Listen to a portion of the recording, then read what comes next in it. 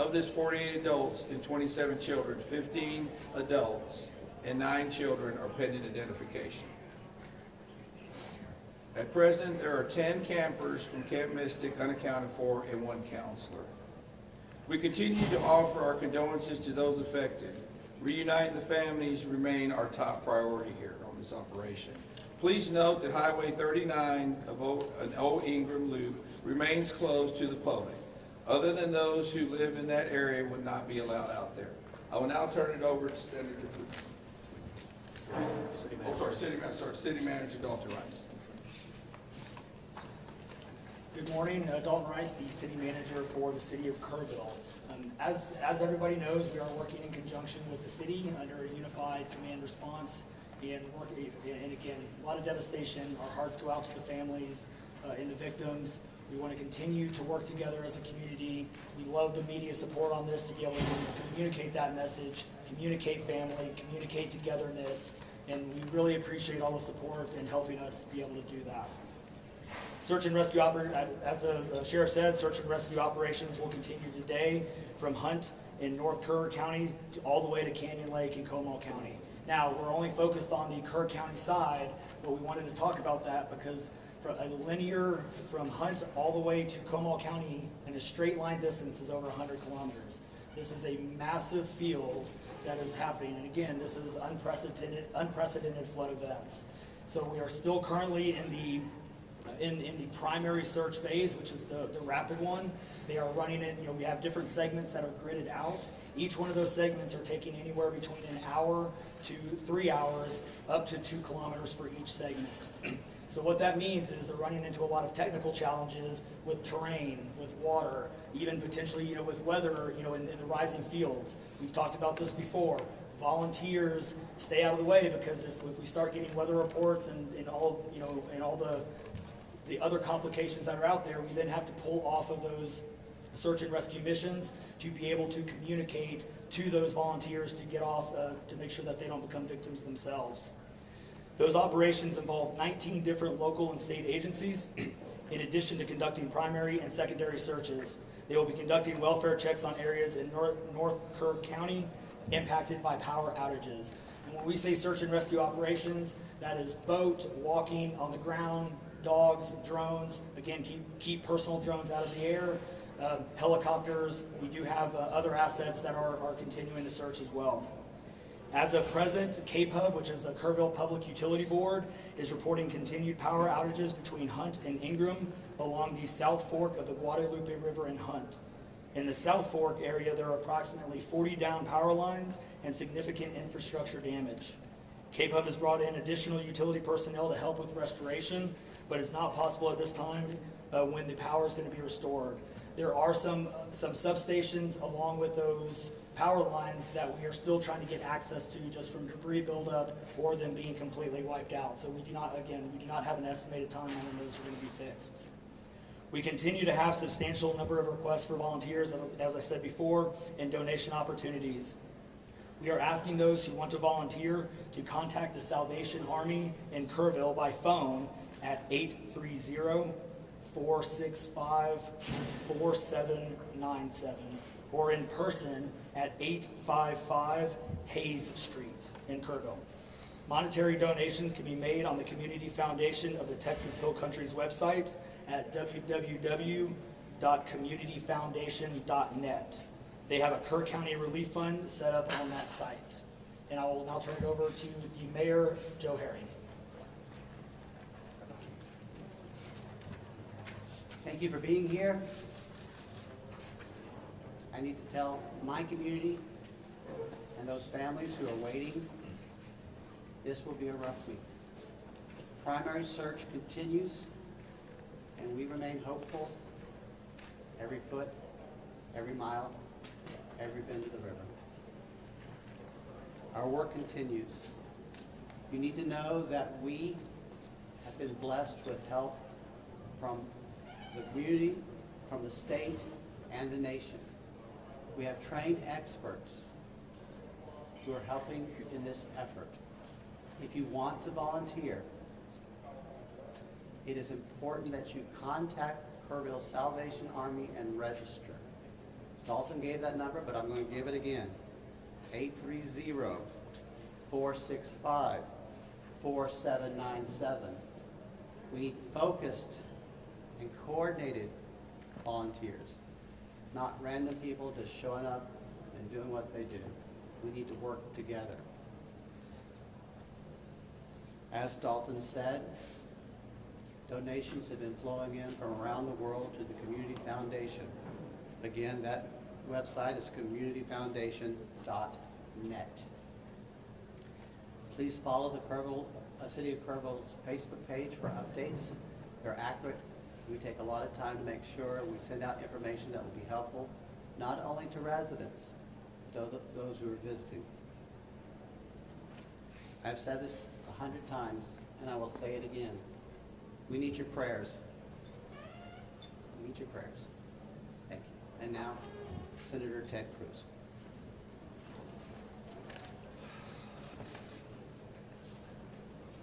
Texas is grieving right now. The pain, the shock of what has transpired these last few days has broken the heart of our state. As of yesterday, the confirmed death toll was 82, and those numbers are continuing to go up. The children, the little girls who were lost at Camp Mystic. It's every parent's nightmare. Every mom and dad. Last week, we were picking up our daughter from camp here in Hunt. Our girls have gone to camp here for a decade. The Hill Country is an incredible part of Texas, part of the country. The natural beauty here is incredible. The camps that have raised generations of little girls and little boys and instilled character and love and faith are extraordinary institutions. And I'll tell you, the pain in our state, and it's every part of the state. You've got Texans from all over the state who were here celebrating the 4th of July. A week ago, this was a time of great celebration. You're dropping your little girl off at camp, your little boy off at camp. You're celebrating Independence Day. You know that your child is going to be swimming, canoes, and horseback riding, and doing archery, and making lifetime friends. And then suddenly it turns to tragedy. For the last several days, I've spoken to multiple parents, scared out of their mind. Do you know anything? Where is my daughter? There's still 10 girls and 1 counselor from Camp Mystic that are unaccounted for. And the pain and agony of not knowing your child's whereabouts. It's the worst thing imagined. But I want to say, in the face of all of this, it is simultaneously inspiring. Every time there's a tragedy, every time there's a natural disaster in Texas, Texans come together. Texas is a big state. We got 31 million people. And we have hurricanes, we have tornadoes, we have wildfires. Tragedies hit this state, natural disasters hit this state, and without fail, 100 out of 100 times when that happens, we see Texans coming together, helping each other, engaging in acts of heroism. There have been over 850 high water rescues since this flooding began. 850. You look at extraordinary stories of Eagle Scouts pulling campers out of harm's way. I was just hearing a story of one counselor whose head was right at the water holding up 2 mattresses with campers on those mattresses. That kind of courage, that kind of selflessness. And then there are the first responders.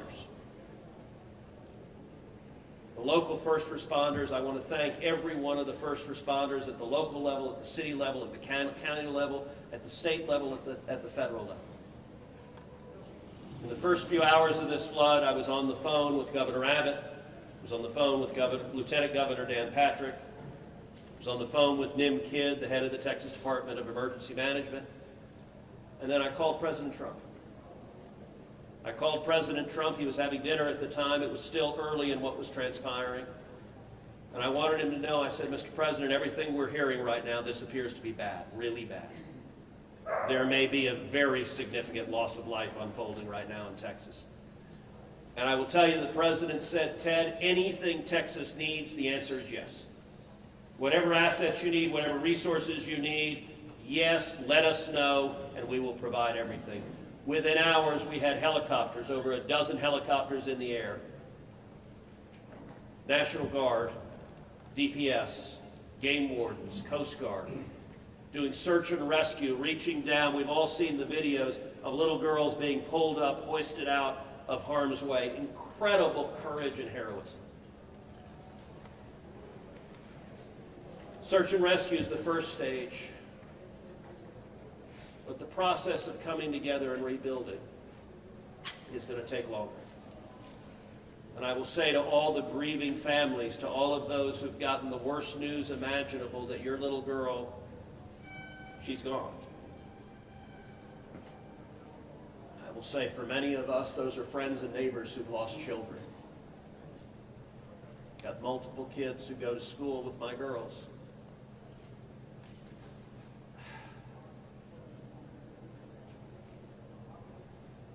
The mayor asked for prayers.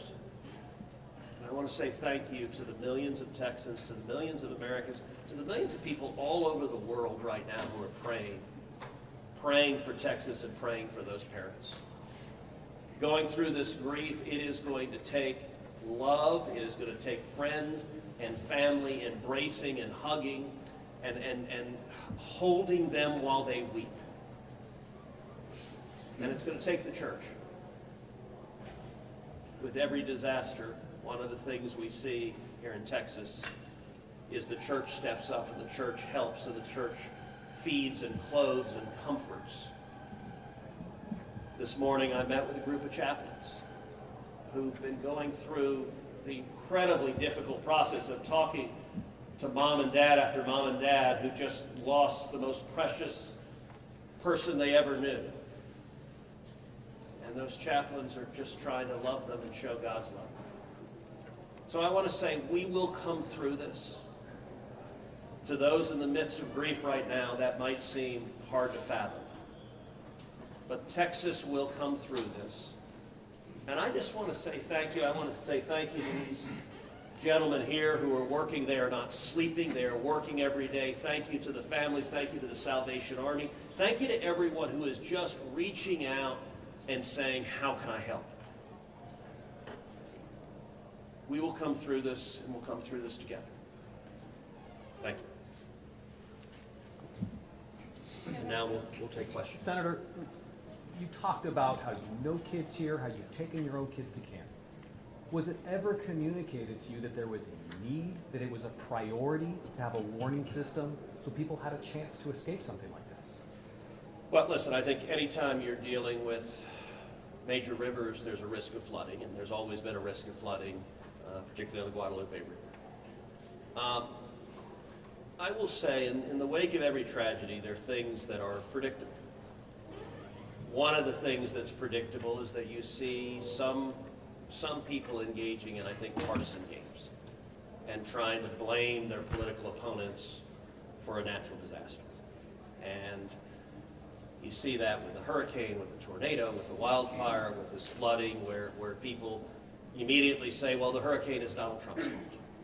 You know, look, I think most normal Americans know that's ridiculous, and I think this is not a time for partisan finger-pointing and attacks. Now, after we come through search and rescue, after we come through the process of rebuilding, there will naturally be a period of retrospection where you look back and say, okay, what exactly transpired? What was the timeline?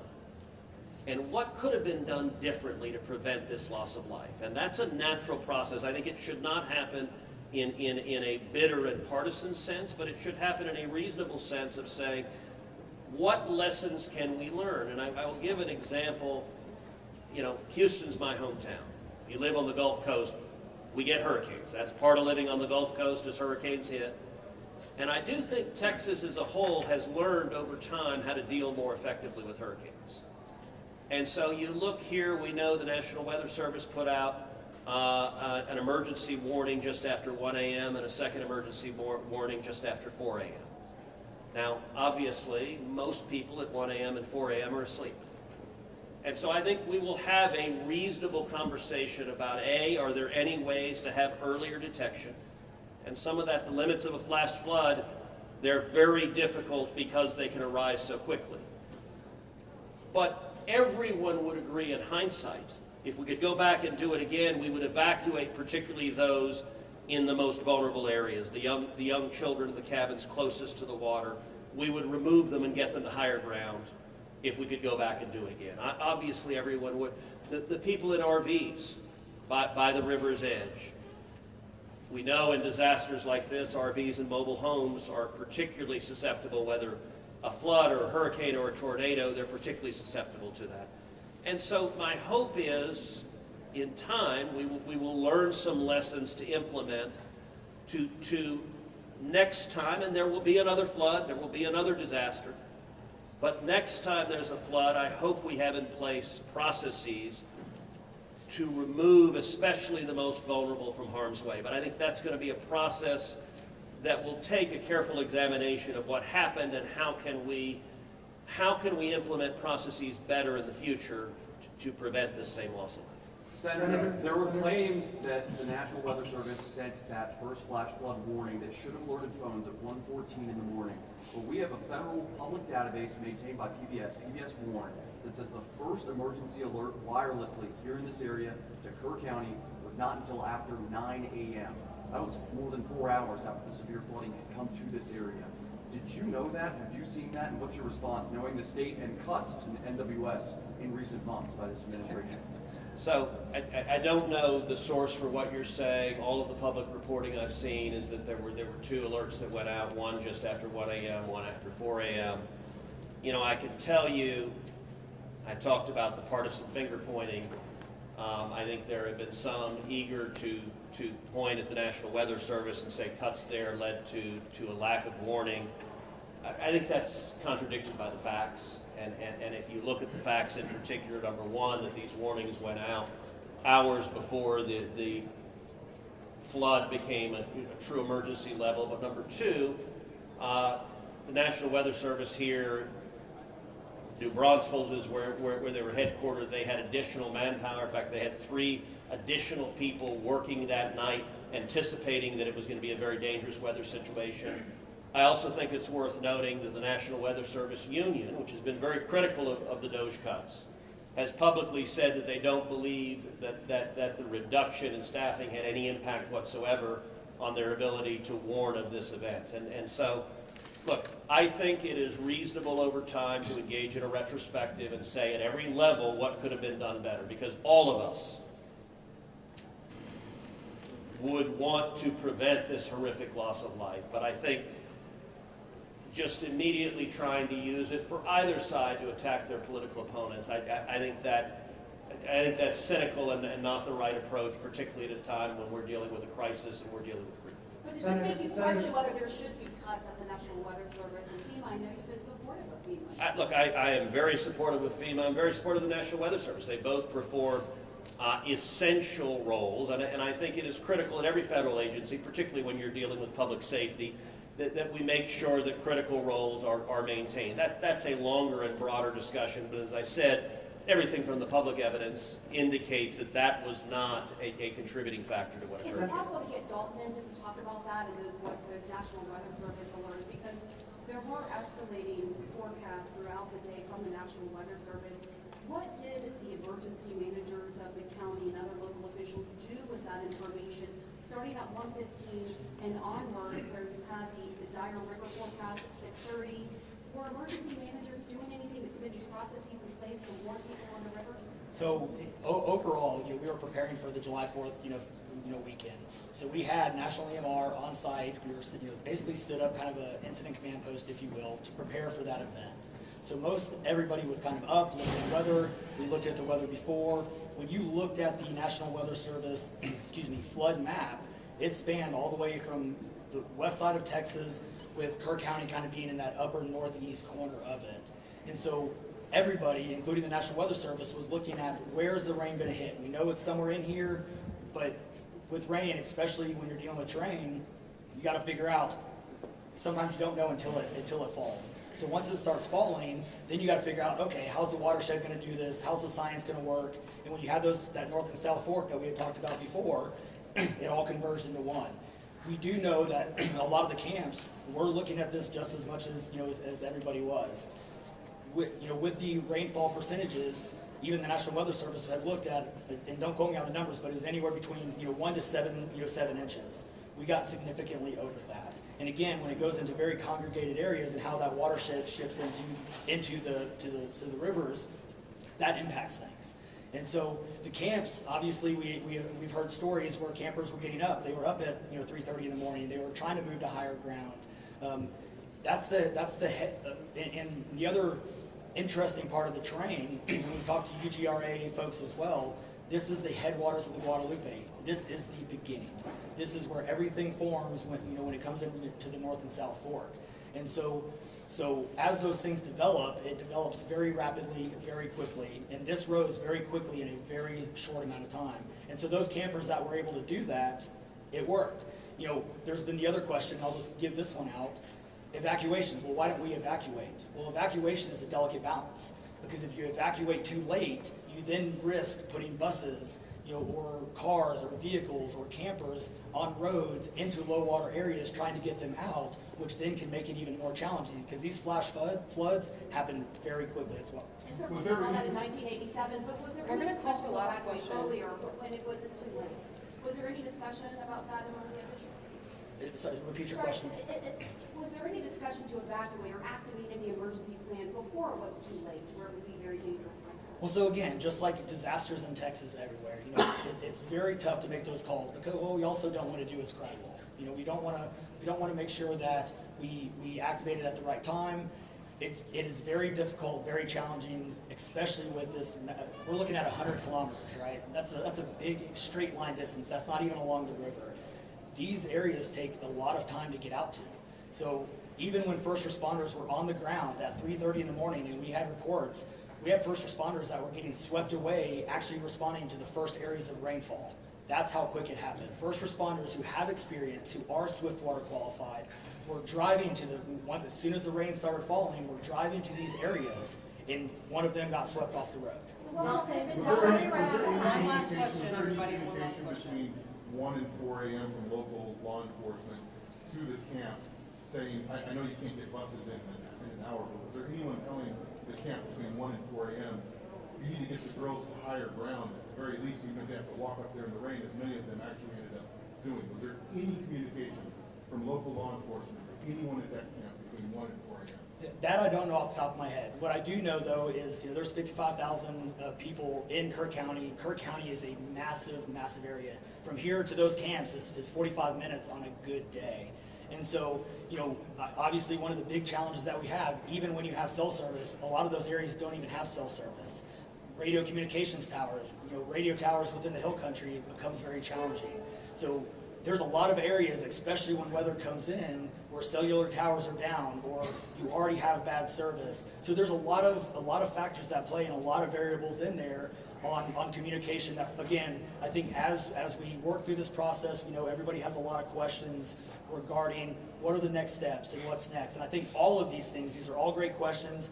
And as we continue search and rescue and as we continue to move to the next step, we definitely want to dive in and look at all of those things, from cell service tower to radio communications, or emergency alerting. Any of those things, I think we all really need to take a look at and review. And we're looking forward to doing that once we can get this search and rescue and stuff. In regards to the total number of, before I say anything else, I just want to say thank you to you, to all the first responders, everyone involved. We've been praying. Thank you. Media's been praying, the media's been praying. Thank you guys for doing that.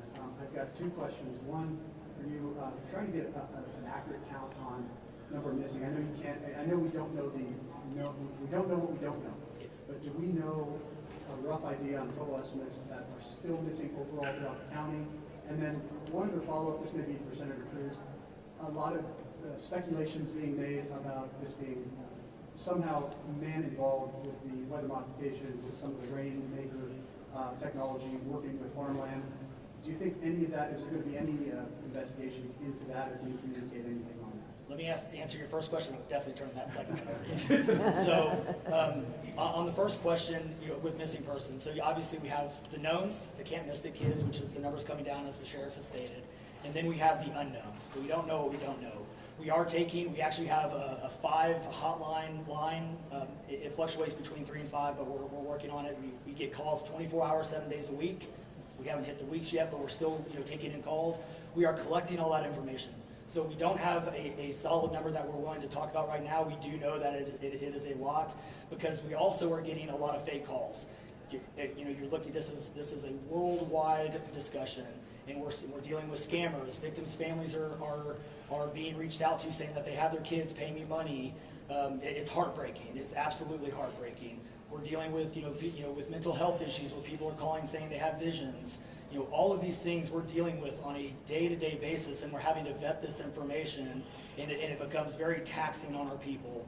Again, this is an extremely heartbreaking, this is, if not the worst, one of the worst, disasters in this region in a very, very long time, even beyond 1987.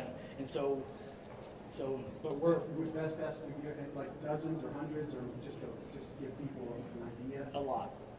So, At what point do you think? The follow-up, yeah. Yes. the follow-up. Yeah, And not to get into the weeds on, people are asking lots of questions, and where should we start the investigations after? to the best of my knowledge, there is zero evidence of anything related to anything like weather modification. And look, the internet can be a strange place. People can come up with all sorts of crazy theories. What I know is a reality is that a whole lot of Texans are grieving right now.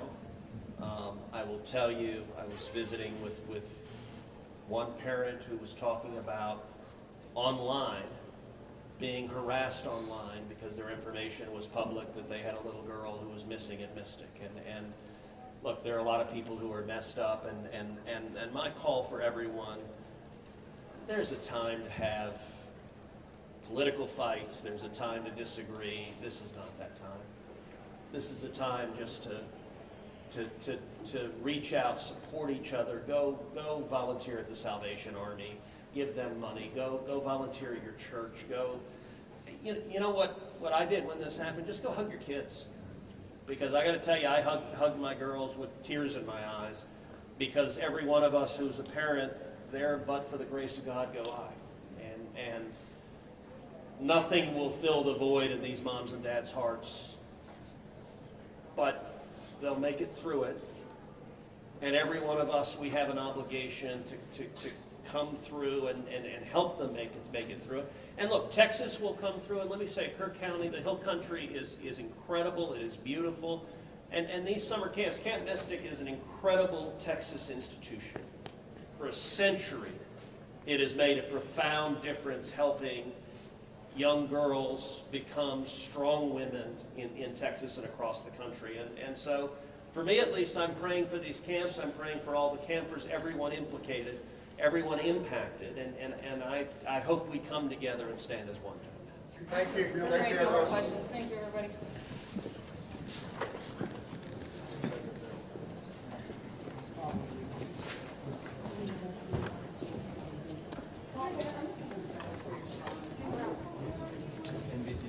Hey, good morning, folks. If you were not here earlier, I put out some housekeeping notes. I want to repeat that. A couple of important things to note. Temporary flight restriction is still in effect. Flying drones will and they have interfered with search